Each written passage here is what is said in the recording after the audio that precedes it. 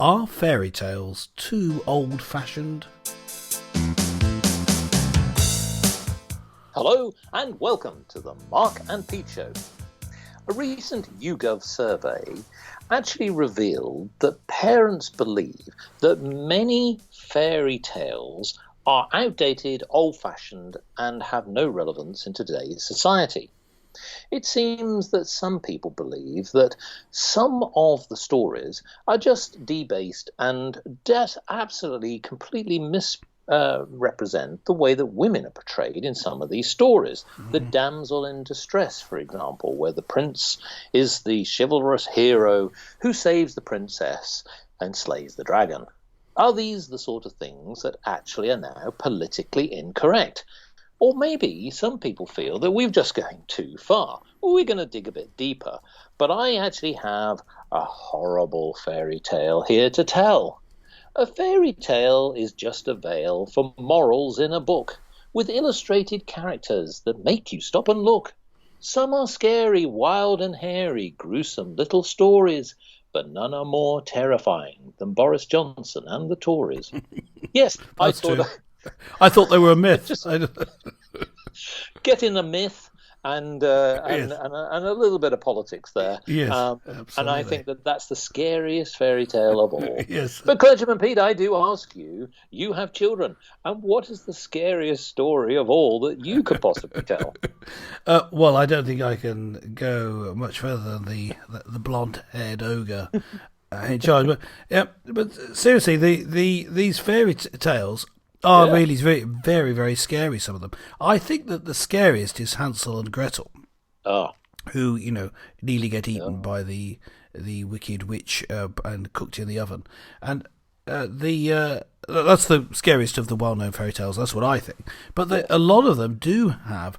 it's not my part of Jamie Oliver's latest cookbook. Just for your awareness. No. They do have life and death situations. Some of them, the protagonists die, and often that's changed to make them more suitable for younger children. For example, in Little Red Riding Hood, which developed over the years, does the grandmother die or not? Is something that's questioned in it, and of course you could have. In some versions, Little Red Riding Hood dies at the end after the grandmother's been replaced by the wolf, and she says, looks at his teeth. My, what big teeth you have! All the better to eat you with.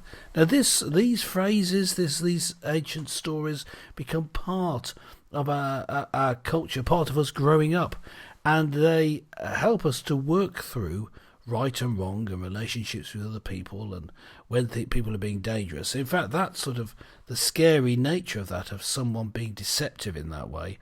I'm sure that it helps you to develop this idea of being wary, cutting through your natural tendency to trust people, including strangers. I think these fairy tales have are great stories, but they have great lessons to teach us. I think we're making a big mistake if we remove these fairy stories because they don't fit the latest fashion in how we think people should behave. We should instead, I think, have a little bit of humility and think that, as these have developed over the time, maybe, even though I don't agree with all aspects of them, maybe they have something to teach us and teach our children. Well, let's try and put this into perspective, because the YouGov survey actually interviewed more than 500 parents. Not a lot, I know a lot of you listeners are saying, but they all had children between the age of 5 and 12 years of age. Yeah. Now, what's interesting is that, according to the survey, the concept of female characters needing a male character to save them rankles with 58% of British parents. But 2/3 of British mothers, 66%, found the notion outdated compared with about half, that's about 49, of their male counterparts. Now, crucially, the survey also found that 58% of parents in Britain think traditional fairy tales underrepresent minority groups. Yes, now here we go again. We're going to another level. And the important point was, though, that overall 81% of parents in Britain with children in the stated age group think such stories impart worth worthwhile lessons. So they do recognize that there is something good about it, but I think that what they're saying is that they want to retell the story. So what our argument is, are we now at a point where we can and should retell that story, or are we actually deviating from the good moral fibers that actually sit within some of these fairy tales? I know that they're ancient and old, but that doesn't mean to say that they're outdated. They actually are things that maybe we should go back to rather than dismissing them and rewriting them. And that's really the point of debate. Are we actually watering down the chivalry? Because we don't want to lose that. And Clergyman Pete, we mentioned the fact that actually it's not necessarily the woman who is actually the weaker part in this, because we want to talk about the love aspect and what female characters bring there. Yes, I think that's right. What we're talking about is the fact that there's different sorts of strength. Now, I want to say at the outset that it's not that the rewriting of the stories that I think is wrong. I think you can rewrite stories, and sometimes that can be very funny, and it adds to the creativity. You're using some extra creativity. It's the fact that it's really that they're wanting to alter them for the wrong reasons and in the wrong way. Yes. That's what I'm saying. That we get these particular stories, particularly when we're talking about men being chivalrous to women, show men being strong. So women should expect men to be strong. They're strong. They should, to want to protect them. And in fact, most men do that. We should encourage them to want to protect women, to be chivalrous, to be caring for women, to use their toughness to protect women and not to attack women. And the women themselves are able to show love, to inspire this devotion from the man, to give the man moral direction. Now, this has been part of our society, been part of society for many years, that women civilize men. And I think that's what the stories are about. They encapsulate this, the absolute strength of a woman, the emotional strength of a woman. Why is that less important than the physical strength of a man? There are some women who are physically very strong, and there are some women who emotionally are very weak, but because what we're talking about is generalities here. But if you have a story that's available for everyone, of course there's going to be generalities. But in general, that's the way the relationship between the two sexes works.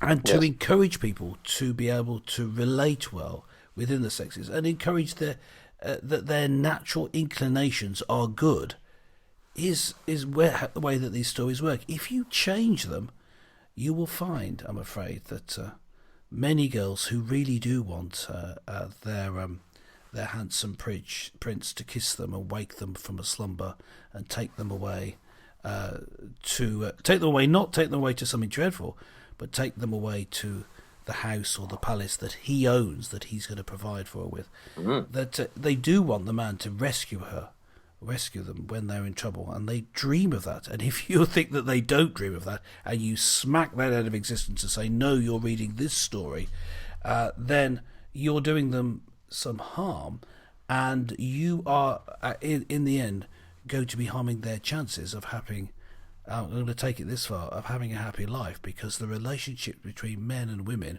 is perhaps the most important relationship that we have. Yes, well, I think that's an important point. So parents in this survey have obviously given their views, but interestingly, what the YouGov survey didn't do was actually interview the children.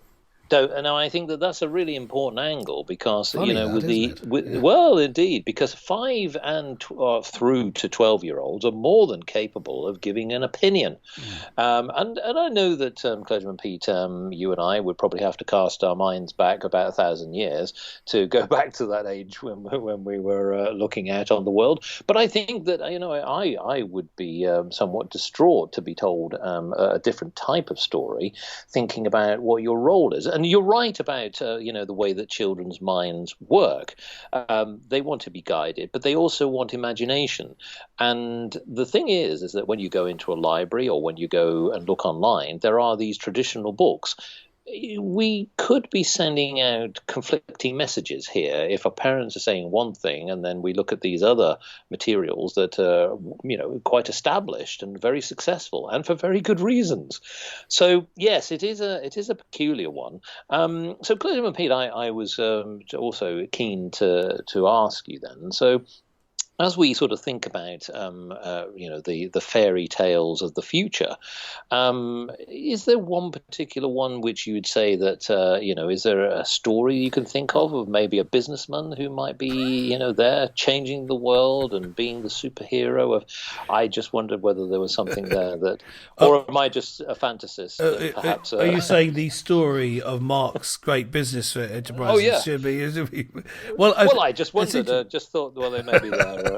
Well, I tell you what, just in closing, I wanted to say that fairy stories are being written and new ones rise up. Just think back a few years to the story of Spider-Man, the superhero who gets these special abilities, and with great strength comes great responsibility. And in his story, he rescues his aunt and he rescues his girlfriend, and he has to keep his identity secret so that he can go and rescue people and use his strength and his powers in a good and honourable and chivalrous way. These stories are still being written, but these ones that have stood the test of time are obviously the ones that really hit home, the ones that are enabling us to keep our culture and society together. As you know, the Bible is actually older than many of these stories, and it has many stories that are well known in it that also help. But they're not exclusive to the Bible. That that stories can have an impact that can change you for the better. And as I say, the problem with manipulating them to fit in with the latest politically correct ideas about what men and women, how men and women should behave, is not that you shouldn't do any changes, but rather that's a rather fragile concept of men and women. This fact that men shouldn't be men, women shouldn't be women. We should try to hone them, make them more like each other. No, we should be supporting people for who they are. That's the real loving thing to do. Yes. Well, listeners, are you a prince? Or are you a princess? And if you're a dragon, we'd definitely like to hear from you. Why not log on to markandpete.com and let us know your thoughts about fairy tales. Maybe you've got a story to tell for us. We'd love to hear from you. So join us again next time for more topical topics with Clergyman Pete and the businessman Mark.